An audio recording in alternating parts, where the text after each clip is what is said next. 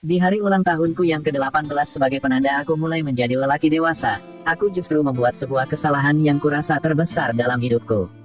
Tak pernah kubayangkan dalam hidupku, jika aku bisa sampai berbuat seperti itu terhadap ibu kandungku sendiri.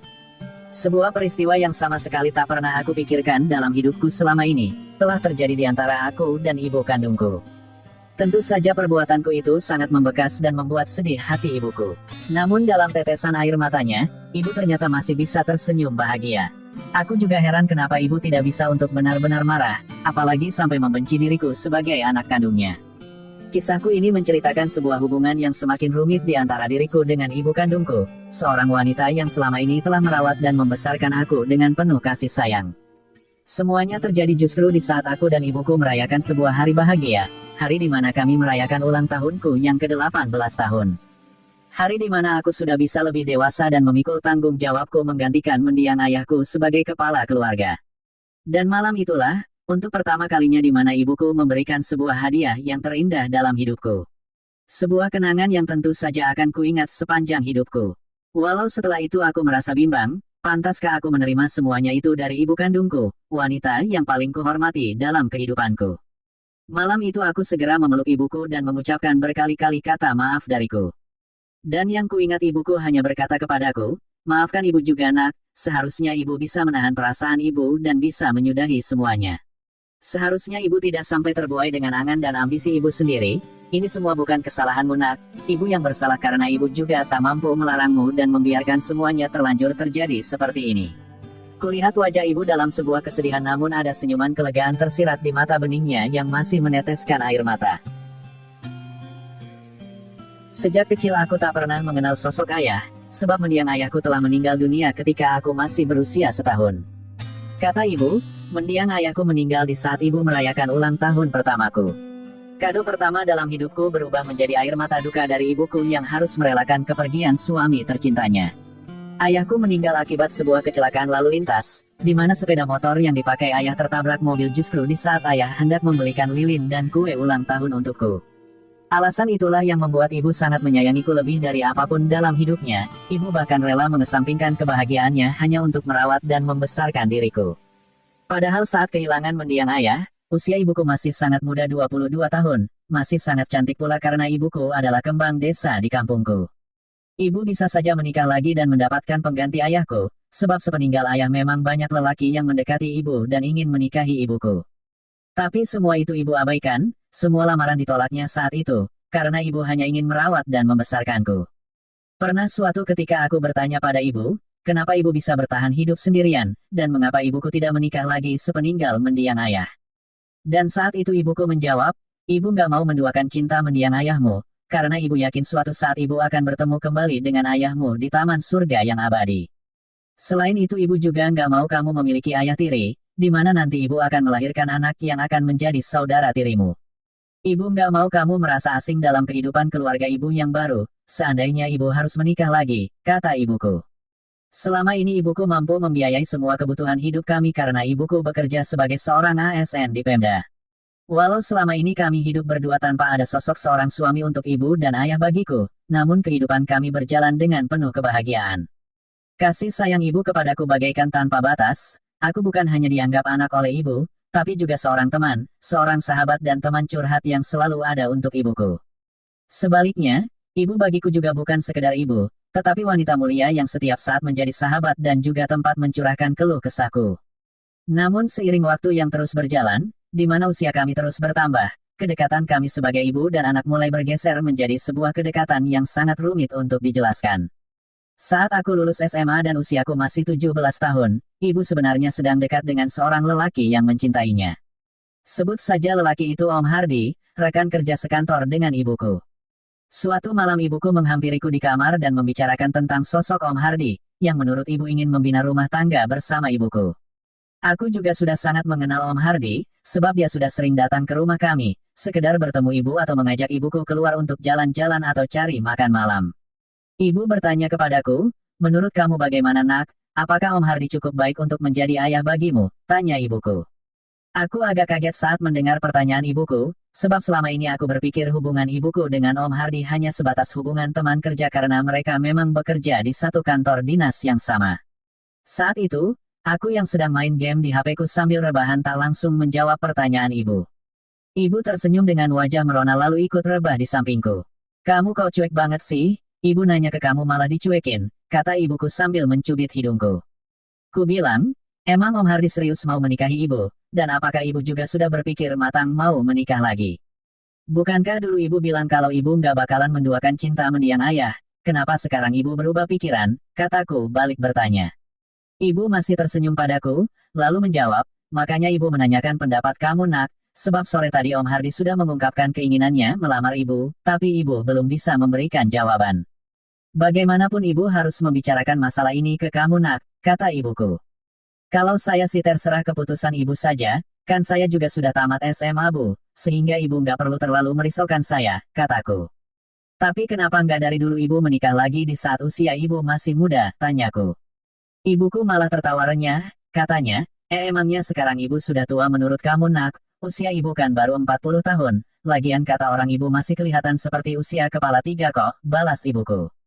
Kamu kenapa sih kok jadi cemberut gitu sama ibu? Kamu nggak suka ya kalau ibu menikah lagi, timpal ibuku. Aku tak bisa berkata-kata lagi saat itu, ibuku memelukku dan kembali mencubit hidungku, seperti biasa ibu ingin membuatku tersenyum dan tertawa. Tapi entah kenapa saat itu perasaanku malah kurang suka mendengar ibuku mau menikah lagi. Akhirnya ku jawab, ya terserah ibu, saya ikut saja dengan keputusan ibu, yang penting ibu jangan sampai salah pilih, jangan sampai mendapatkan suami yang tidak sebaik mendiang ayah bu, kataku. Setelah ibu menyampaikan niatnya untuk menikah lagi, aku merasa dunia di sekitarku seperti berubah. Entahlah kenapa aku merasa akan kehilangan sosok wanita yang selama ini selalu ada untukku. Aku malah merasa seperti seorang bujang yang tengah gelisah karena akan kehilangan wanita pujaan hati. Padahal saat itu, aku juga sudah memiliki kekasih yang merupakan adik kelasku di SMA, walau ibuku tak pernah tahu kalau aku sudah mulai mengenal cinta dan sudah punya pacar.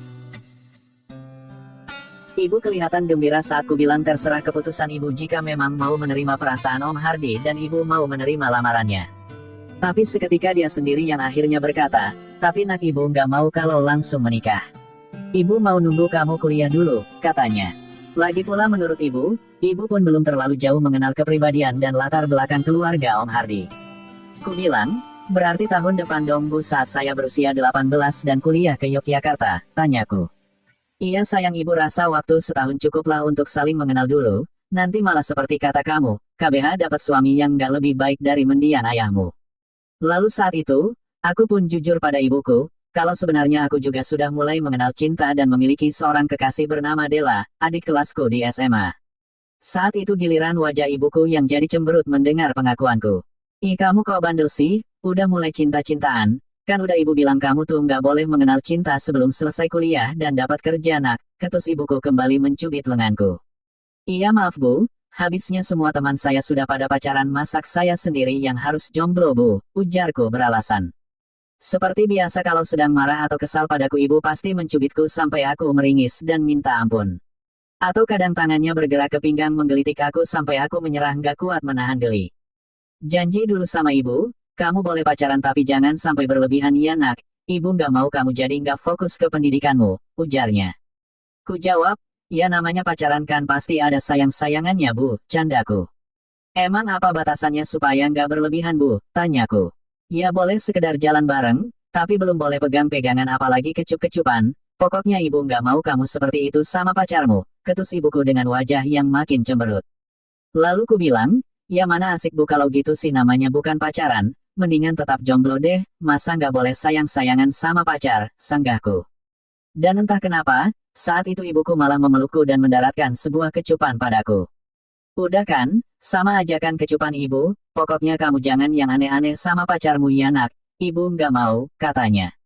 Kedekatanku dengan ibuku semakin terasa sejak saat itu. Walau kemudian ibu tetap menjalin hubungan asmara dengan Om Hardi dan aku pun tetap berpacaran dengan Della kekasihku. Namun di tengah perjalanan, ibuku sangat kecewa dan terpukul sekali ketika mengetahui ternyata Om Hardi selama ini telah membohonginya. Semuanya terungkap seminggu sebelum Om Hardi berencana melamar ibuku. Dan saat itu bertepatan dengan ulang tahunku yang ke-18 tahun. Om Hardi ternyata masih memiliki anak dan istri di daerah asalnya, tidak seperti pengakuannya selama ini kepada ibuku dia mengaku sudah berstatus duda. Malam itu, Perayaan ulang tahunku ke-18 jadi mengingatkan ibu akan ulang tahun pertamaku di mana dia kehilangan seseorang yang pernah mengisi hatinya. Padahal sore harinya ibu masih nampak ceria membelikanku kue ulang tahun sepulang kantor, dan ibu juga sudah masak cukup banyak karena Om Hardi mau datang sekaligus melamarnya. Tapi hanya beberapa jam kemudian semua berubah, setelah ibu menerima telepon dari seorang sahabatnya. Sahabat ibuku membuka tabir kebohongan Om Hardi selama ini, dan ibuku mendadak berubah dari bahagia menjadi menangis penuh kesedihannya. Ibu menangis pilu dalam dekapanku malam itu, setelah kami sempat tertawa bahagia ketika meniup lilin ulang tahunku. Kutuntun ibu ke kamarnya dan membaringkannya di ranjang, dan kubilang padanya untuk istirahat saja supaya beban pikiran dan kekecewaan ibu bisa berkurang. Namun ibu malah semakin menangis terisak seraya memelukku lebih erat seperti tak ingin aku tinggalkan sendirian di kamarnya. Temani ibu malam ini nak, ibu butuh bahu untuk bersandar, pinta ibuku. Iya bu, saya akan menemani ibu sampai kapanpun, balasku sembari mengusap air mata ibuku. Malam itu kebahagiaan ulang tahunku seakan bercampur dengan kesedihan ibuku. Namun aku berusaha untuk tetap menghibur ibuku, kukatakan padanya kenapa ibu harus bersedih, bukankah harusnya ibu bersyukur karena mengetahui kebohongan Om Hardi sebelum terlanjur menikah dengannya. Ibuku menjawab bukan masalah nggak jadi dilamar atau nggak jadi menikah yang membuat ibu bersedih nak, ibu malah bersyukur mengetahui kebohongan Om Hardi, karena ibu hanya akan menyakiti hati anak dan istrinya seandainya ibu tetap menikah dan menjadi istri keduanya. Ibu malah bahagia karena dengan kejadian ini maka ibu tidak jadi nikah lagi, dan ibu bisa tetap menjaga cinta mendiang ayahmu nak, kata ibuku. Lalu kenapa ibu tadi menangis sedih bu, tanyaku. Bukan nak, ini tangisan bahagia dan haru. Ibu jangan bohong sama saya tahu tangisan ibu mana yang bahagia dan mana yang sedih. Iya nak, ibu jujur kok ini tangisan haru. Ibu sudah berhenti menangis saat itu, tapi kami jadi berdebat tentang arti tangisan ibuku. Hingga akhirnya aku sangat terkejut dengan pengakuan ibuku. Ibu berkata, kalau selama berhubungan dengan Om Hardi, ibu pernah terlena dan melakukan hal yang sebelumnya tidak boleh dilakukannya bersama Om Hardi. Maafkan ibumu nak, ibu hilaf saat itu. Ibu terlena akan pujian dan rayuannya sehingga ibu pun menyerahkan milik ibu yang harusnya ibu jaga hanya untuk mendiang ayahmu nak. Tapi kamu tahu sendiri kan nak, ibu sudah sangat lama hidup sendirian, ibu rapuh dan batin ibu merana sehingga dengan mudah ibu menyerah dan terlena akan bujukan dan rayuannya, jelas ibuku. Ibu seketika kembali memelukku dan menyampaikan penyesalannya, aku pun membalas pelukannya untuk menenangkan batin ibuku. Ya sudah bu, semua sudah terlanjur terjadi, yang penting ibu tidak terjatuh dalam kesalahan yang sama lagi bu, bisikku padanya. Keesokan paginya, aku terbangun agak kesiangan, sementara ibuku masih terlelap di sampingku. Dan seperti yang kukisahkan di awal ceritaku, aku merasa sangat bersalah pada ibuku. Entah apa yang sudah terjadi di antara kami semalam, yang jelas aku melihat kondisi ibuku sudah seperti itu, dan aku pun sudah seperti ini. Kuselimuti ibuku sembari mengusap rambutnya dan mengecup keningnya sambil berkata maafkan saya bu, saya mencintai ibu, bisikku.